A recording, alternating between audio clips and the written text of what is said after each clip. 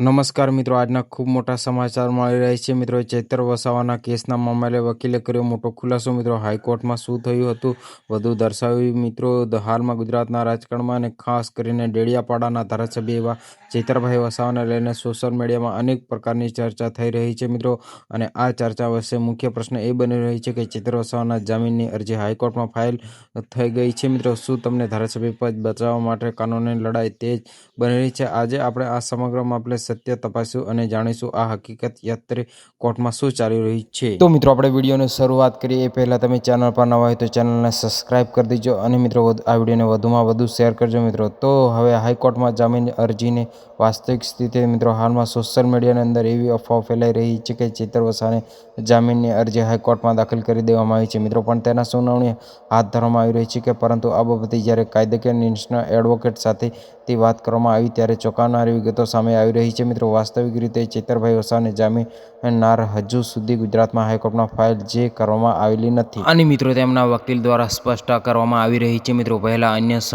આરોપીઓને જેમ ખેડૂતો અને મહિલાઓનો સમાવેશ થાય છે તેમના જામીન અરજીઓનો પણ ધ્યાન કેન્દ્રિત કરવામાં આવી રહી છે. મિત્રો, અને સુનાવણી અને કાનૂની પ્રક્રિયા. મિત્રો, કોર્ટમાં અત્યારે જે સુનાવણી ચાલી રહી છે મિત્રો તે ચૈતર વસાવાના સિવાય અન્ય આરોપીઓને લઈને પણ ચાલી રહી છે અને આ ક્રિયા એક મોટી રાહત જોવા મળી રહી છે. મિત્રો, મહિલા આરોપી જેમને 18 દિવસનું નવજાત બાળકને લઈને તેમને કોર્ટ દ્વારા જામીન મંજૂર કરવામાં આવી રહી છે. બાકીના આરોપીઓને માટે અરજી મૂકવામાં આવી રહી છે અને કોર્ટમાં અત્યારે પણ દરેક આરોપીઓને તેમના ઘટનામાં શું ભૂમિકા હતી અને તેની ઝીણવટપૂર્વક તપાસ કરી રહ્યા છે. મિત્રો, અને આ ચૈતર વસાવાના કેસમાં થોડું અલગ પાસું પલટાવવામાં આવી રહ્યું છે. તેમનો કેસ અલગ છે. આટલું જ નહીં, તેમના પર આર્મ્સ એક્ટ જેવી ગંભીર કલમો પણ લગાવેલી છે. મિત્રો, જેના કારણે કાયદાકીય તૈયાર વધુમાં વધુ સફળ ચોક્કસપણે કરવામાં આવી રહી છે. ફોરેન્સિક રિપોર્ટ, પરિસ્થિતિ જણા પુરાવા. મિત્રો, ચુનાવ દરમિયાન કોર્ટ જ્યારે સરકાર વકીલોને પ્રશ્ન પૂછ્યા ત્યારે એક જ ખૂબ જ મહત્વનો મુદ્દો સામે આવી રહ્યો છે. મિત્રો, આ મુદ્દો એટલે કે ફાયરિંગ કરનારા જે આક્ષેપો ફરિયાદમાં કરવામાં આવ્યા હતા તે અંગે. મિત્રો, સરકારે વકીલે સ્વીકાર્યું હતું કે ફોરેન્સિક સાયન્સના અથવા રિપોર્ટમાં આ બાબતે સ્પષ્ટ